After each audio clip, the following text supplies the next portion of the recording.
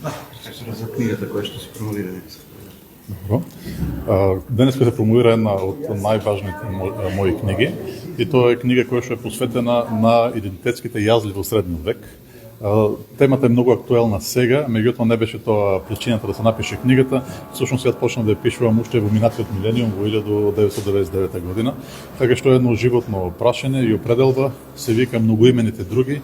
Македонија како пресечна точка на другоста на средновековниот Балкан и идејата која што стои позади овој наслов е дека во средниот век сите писмени елити во соседството ги гледале луѓето во Македонија и пошироко како други, како различни.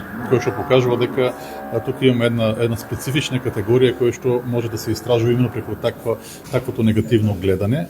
И исто така во таа книга се засегнати не сите, бидејќи тоа е една многу голема тема, но клучни прашања како словените и словенството на Балканот, влијанието на една мокна империја како Византија, исто така тука и Бугарското царство. Сите овие аспекти се истражени на најмодерен начин со последните достигнувања од науката и сметам дека тоа е еден важен принос во нашата наука, нешто кое што одамна недостасуваше и нешто кое што е еден чекор напред и после кој што ќе следат уште чекори.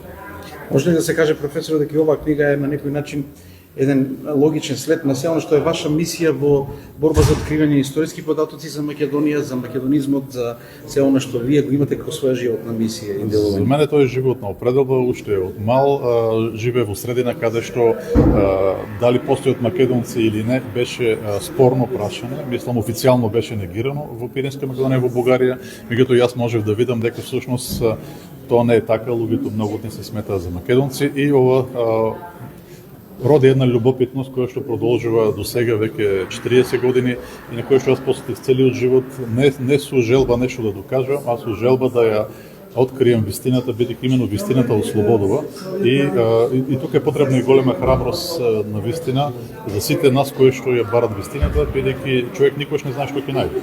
Но тоа што најдов мислам дека е важно и затоа го споделувам со нашата јавност. И кога споменавте Пиринска Македонија, во се она што сте го работеле досега, се забележували разлика во ставовите на луѓето кои што живеат таму и на официјалните лица и представници на бугарските власти?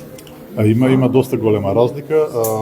Обичните луѓе има секакви самоопределби веќе после толку години на асимилација и на национален инженеринг што се прави таму, меѓутоа се уште има голем број луѓе кои што имат македонска самосвест, кои што не ги прифаќаат официјалните наративи, а дури меѓу оние кои што до некаде ги прифаќаат и тие ги прифаќаат на еден специфичен начин прекршени преку македонското наследство, така што сепак се гледат како нешто различно од она кое што официјално се промовира. Така што тоа е една така наречена контактна зона каде што човек може да наблюдува во живо прекршувањето на различни пропаганди, на различни идеологии и како традициите се адаптираат спрема сите овие новитети.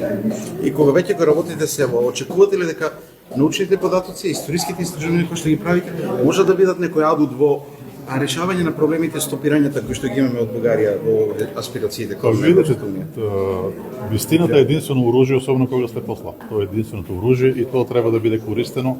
Една од големите грешки на македонската држава беше што не инвестираше во историографията воопшто, подведена од пропагандата дека историчарите ги создаваат проблемите и дека ако бидат замолчени нема да има проблеми.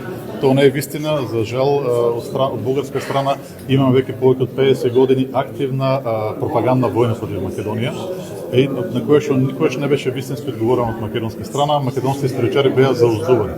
Видите разликата со македонскиот јазик, бидејќи нашите колеги од македонски јазик не беа зауздувани, а работеа слободно и во тоа се инвестираше. Тоа што го гледаме денеска е дека без разлика на сите обиди од страна на Република Бугарија да негира македонски јазик, таа не успеа, затоа што македонска страна си ја завршила работата и овие негации не може да успеат. Но бидејќи македонска историографија беше зауздувана цело време, гледаме дека бугарска страна има одредени успеси и тие успеси тоа не е нешто теоретско, тоа се поминува во нешто многу практично и многу реално како блокадата на евроинтеграцијата на Република Македонија.